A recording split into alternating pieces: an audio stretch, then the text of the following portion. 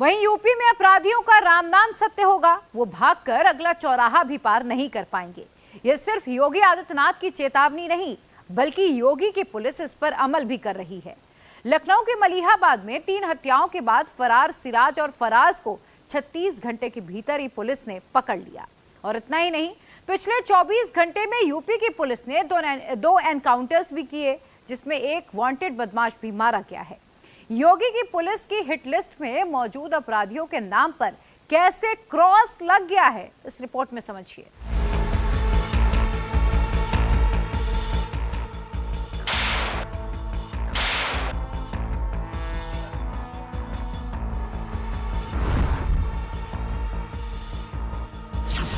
36 घंटे में कैसे सुलझा यूपी का triple murder case. Triple murder case के आरोपी का क्या है पाकिस्तान कनेक्शन?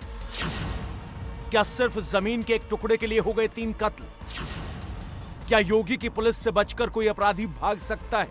वो भाग नहीं पाएगा। एक जगह से सब कुछ वहीं से उसको पता ही नहीं लगेगा, लेकिन अगले चौराहे पर इससे पहले कि कुछ हो तब तक राम नाम सत्य है की बात सामने आ जाएगी। अपराध के खिलाफ योगी इतने सख्त यूं ही नहीं है। जब जमीन के एक टुकड़े के लिए रिश्तों का भी खून बहेगा तो इंसाफ मांगने वालों की उम्मीद योगी से होगी। लखनऊ के मलिहाबाद इलाके में ट्रिपल मर्डर केस से दहशत मचाने वाले हिस्ट्री शीटर शिराज और उनके बेटे फराज को पुलिस ने 36 घंटों के अंदर धर दबोचा। दोनों बॉर्डर पार करने की फिराक में थे, लेकिन पुलिस की नाकेबंदी की वजह से ये बचकर भागने में नाकाम रहे। यूपी पुलिस ने सिराज और फराज को पकड़ने के लिए 5 टीमें बनाई और नाकेबंदी कर दी।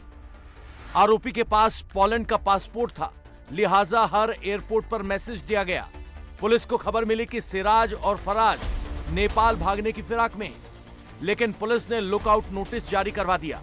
नेपाल बॉर्डर भी सील कर दिया। सिराज और फराज सहित उनके सहयोगियों का नंबर सर्विलांस पर था। आखिरकार क्राइम ब्रांच को उनकी लोकेशन मुरादाबाद में मिली। अभियुक्त के पास पोलैंड का पासपोर्ट है और ये विदेश भी भाग सकते हैं। तत्काल एयरपोर्ट अथॉरिटी के माध्यम से चारों तरफ हर जगह हर एयरपोर्ट पर जो है मैसेज दे दिया गया, इनका आधार कार्ड दिया गया ताकि ये भाग न सके। लुकआउट नोटिस जारी की गई, नाकेबंदी कर दी गई।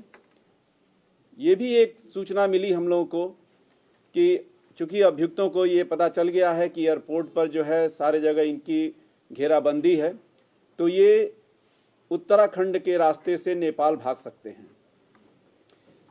हम लोग के द्वारा तत्काल नेपाल बॉर्डर को सील किया गया।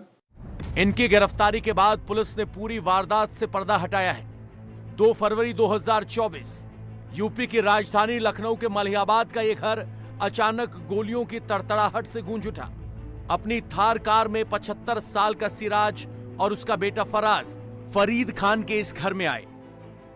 इन दोनों ने फरीद खान से बहस की और उसके बाद सिराज अचानक गाड़ी में रखी लोडेड राइफल लेकर आया।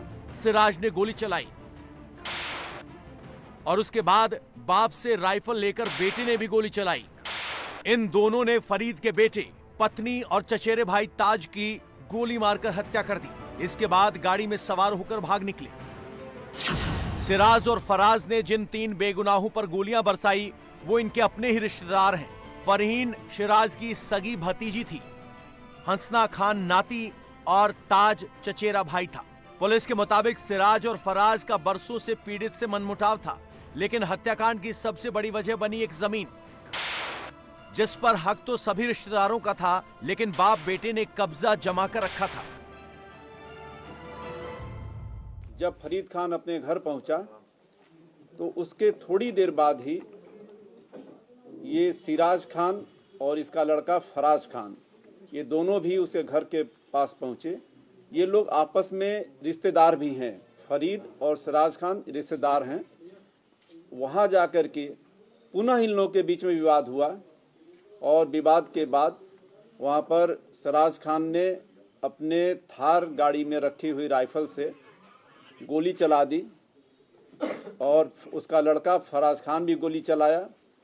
इस गोली कांड में 3 लोगों की मौत हुई। एक फरीद के लड़के हंजला खान की, उनकी पत्नी फरहीन की और उनके चचेरे भाई ताज की।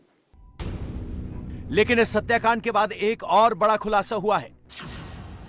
सिराज हिस्ट्री शीटर है, उसके खिलाफ 17 से 18 केस दर्ज हैं। उसके खिलाफ हत्या, मारपीट और फसाद से लेकर कई मुकदमे दर्ज हो चुके थे।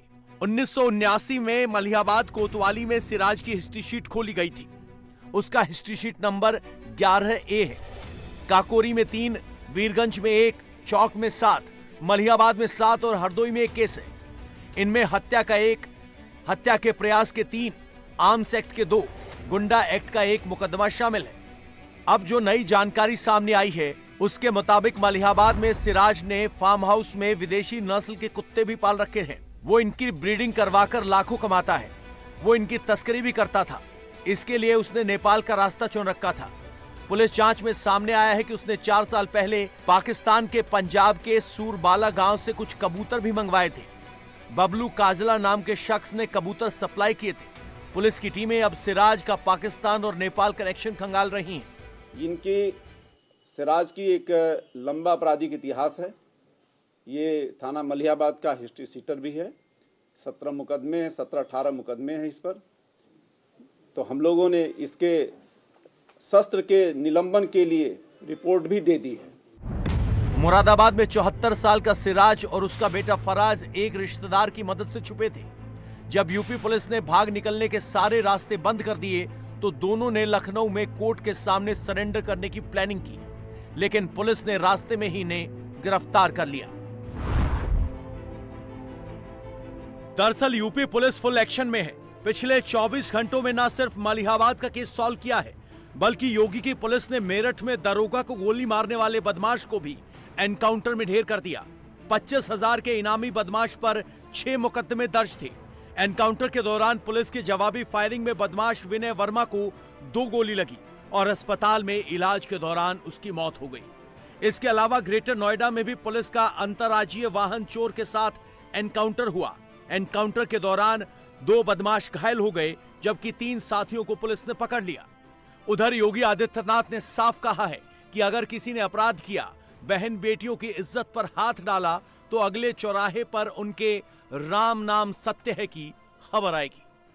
और अगर किसी ने बदमाशी करने का प्रयास किया, किसी बेटी को छेड़ने का प्रयास किया, किसी की इज्जत पे हाथ डालने का प्रयास किया या कहीं चोरी डकैती करने का प्रयास किया, तो अगले चौराहे पे जाते जाते पुलिस उसको स्वयं दबोच देगी। भाग नहीं पाएगा, वो भाग नहीं पाएगा। एक जगह से सब कुछ वहीं से उसको पता ही नहीं लगेगा, लेकिन अगले चौराहे पर इससे पहले कि कुछ हो तब तक राम नाम सत्य है की बात सामने आ जाएगी।